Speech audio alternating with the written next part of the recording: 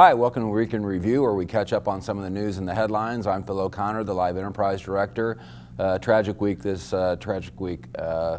Florida, another school shooting.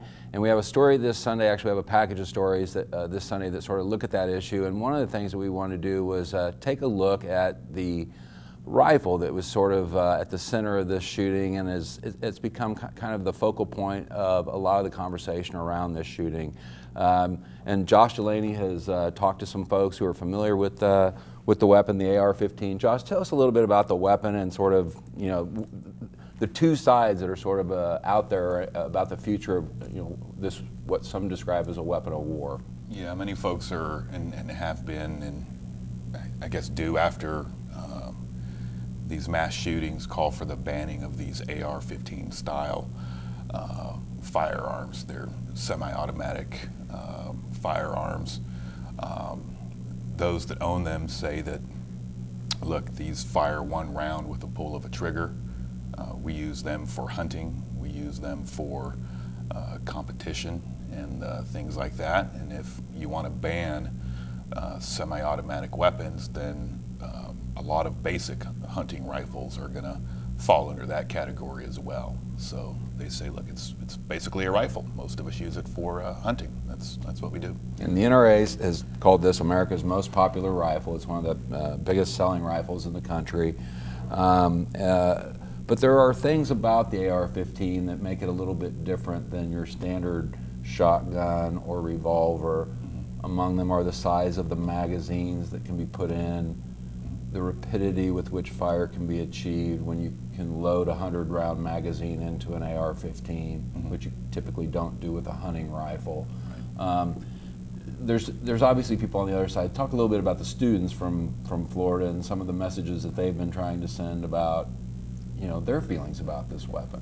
Yeah, the students in Florida went to Florida's capital, and then they also went to Washington, D.C., and they had a meeting with Donald Trump. And of course, they've done some of these very highly publicized town halls, and they're calling for reform.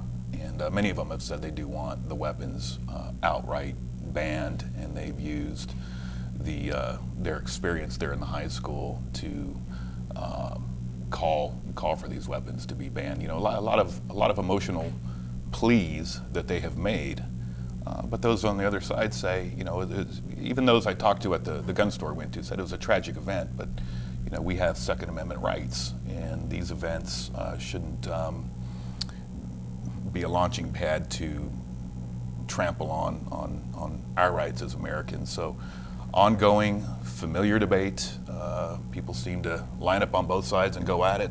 But we did see wait for the next there next was event. one interesting YouTube video involving a guy who was a longtime supporter, and tell us a little bit about that one. Yeah, he was, I believe he's a man from New York, and he claims that he has a pre-ban, legally purchased AR-15, that he's owned it for more than 30 years. And he even says in the video, it's gone viral on YouTube, and he says, this is a fun gun to shoot, but I don't want to I don't want it to be possible for this weapon to kill somebody. So then he takes the firearm over to a circular saw and cuts it in half. Now, to demonstrate where we're at as a country, he got a lot of support on YouTube. You know, people were giving him thumbs up emojis and bravo to you. And then others were saying, well, that's interesting, you've owned this weapon for 30 years and it never killed anybody. Gee, how did that, you know, how did it not kill anybody?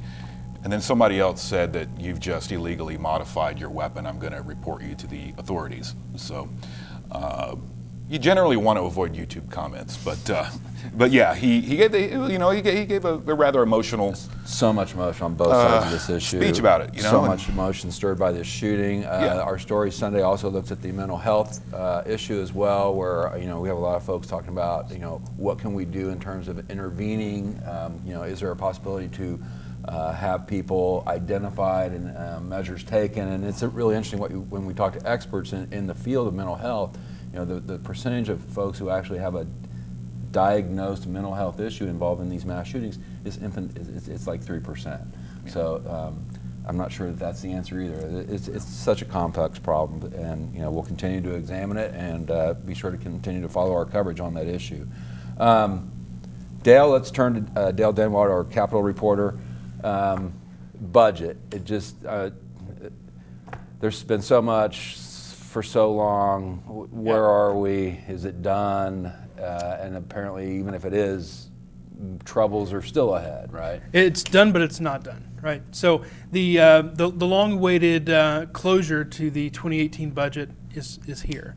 The legislature adopted what is probably going to be the final version of the 2018 budget. It includes $44 million in budget cuts. That's about 2% of the remaining budget for almost every state agency. So that will be kind of spread across the board then, essentially.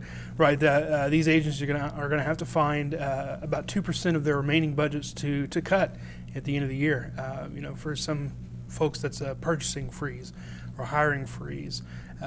Maybe they cut back on some services or some planned expenditures, right? Travel. But it can even be like closing health centers, these are, cutting the number of people who are checking on children in foster care. It's millions of dollars for some agencies, and particularly the Department of Education, which receives about half of the appropriated budget. You're talking something like 20, almost $30 million for the rest of their budget year that they have to find and cut. So it's true, sort of. This battle since August, since we learned the cigarette fee was unconstitutional, and trying to find the $215 million to replace that money. It's been a long sort of uphill struggle for the legislature, but it seems that struggle is over, and now all we have to do is figure out how to fund fiscal year 2019. And which we've learned already that we're going to be walking into behind the 8 ball, right? Right. The economy has improved, and when the state has actually came up with a surplus of revenue in 2019, an estimated surplus, or a surplus in the in this current budget year that's going to sort of overlap and go into the next budget year, right? But we've pushed some obligations into the next fiscal year. So instead of having a surplus of money left over, we're actually going to be a shortfall, once again, of about $167 million. So let me make sure I get this straight. So after everything we've just been through, the months of wrangling, all the efforts, the failed step-up effort, all those things that happened, we've come up with a budget that will get us through the rest of this year that, again, requires cuts.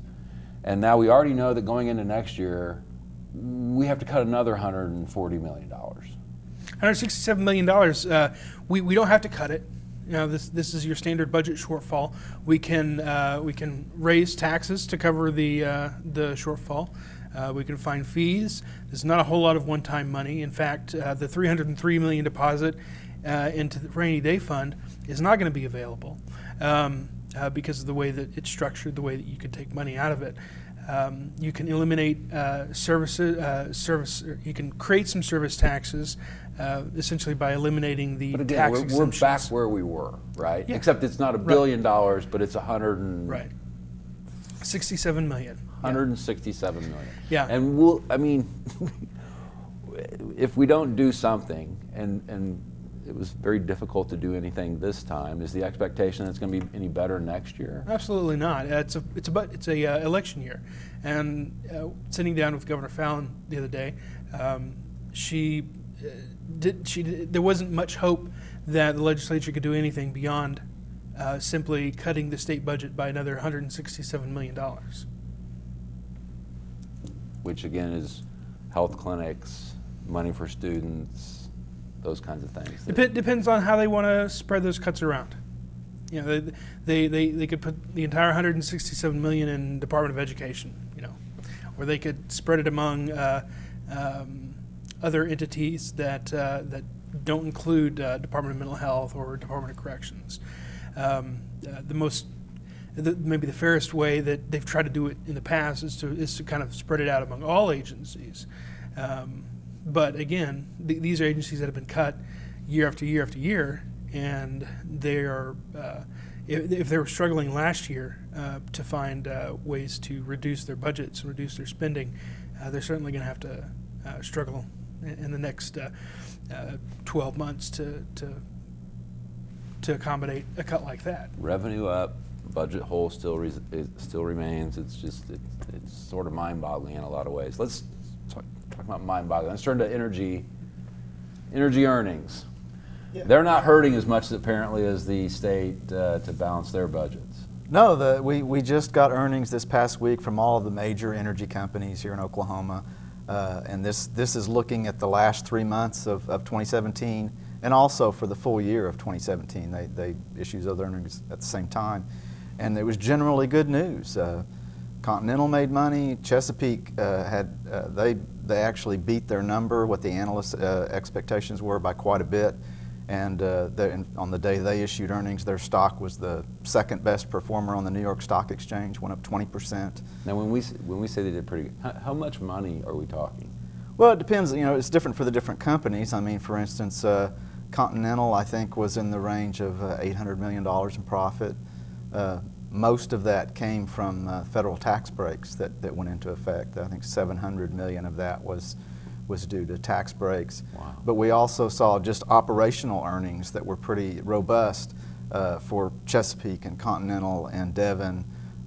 Devon took a bit of a hit and it was a problem that they had logistically in the oil fields of some wells that they had trouble getting oil to market during the fourth quarter, and that their stock took a hit that day, but it's kind of leveled out since then. But yeah, generally things were pretty healthy. Now Sandridge, which is one of the companies we're really interested in, because they just recently fired their CEO. There's this pending merger offer from a company in Tulsa, so we were very interested to see what Sandridge had to say about that. They didn't discuss whether or not they're going to go along with this merger offer, but they did talk about they're going to continue to try to cut costs, and that likely will include more layoffs at Sandridge, which has been getting smaller. Right. I'm no economist or whatever, and I'm curious about this really. With the high profits that the energy companies are reporting as a result of the tax reform, doesn't that in a way aid the state economy? Won't that help tax receipts to the state? If the state's energy companies' earnings are up, doesn't the state somehow benefit from that? Well, I don't know that the tax earnings are going to help the state a lot. I mean, that goes straight to their bottom line. I'm just thinking if they invest it, or if they... Our energy editor, Adam Wilmoth, today had a column where he was talking, we kind of went through a lot of the statements that these executives made in their conference calls with analysts, and it was interesting because, I mean, production's at an all-time high right now. I mean, they're pumping oil pretty quickly, but prices are profitable right now, or just a little less than $60 a barrel. But what many of them were saying was, we've got lots of places we can go and we can be successful and produce even more oil, but there's no capacity to... Well, there is capacity, but we are kind of pulling back a little bit. Part of the reason they want to do that is because their shareholders, long-term shareholders, have suffered through this era, when prices collapse, and as things are coming back, it's like we need to reward our shareholders. We may need to boost our dividends. Energy companies typically don't pay dividends, real healthy dividends, or they don't pay dividends at all. Looking at things like share buybacks to sort of boost the price of the stock. And particularly Devon was very specific about it's time for us to reward our shareholders. Interesting. Fascinating stories. A lot of great information, a lot of great stories. We have this stuff every day online in the newspaper. Pick it up, check us out. We'll see you next week.